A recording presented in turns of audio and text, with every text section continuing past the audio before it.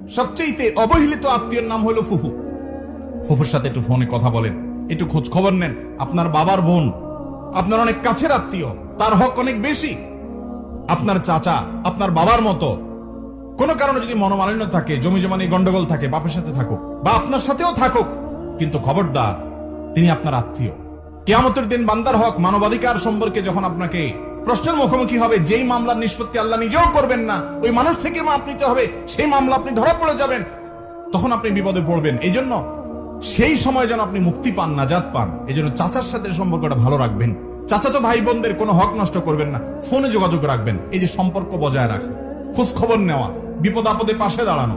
এক নাম্বার 2, দানের ক্ষেত্রে অন্য গরিবের চাইতে আত্মীয়দেরকে প্রায়োরিটি দিতে হবে। আপনি যাকাতের টাকা দিবেন, আপনার আত্মীয়ের ভিতরে যদি গরিব লোক থাকে, আপনার চাচা, আপনার চাচাতো ভাই বোন, আপনার ফুফু,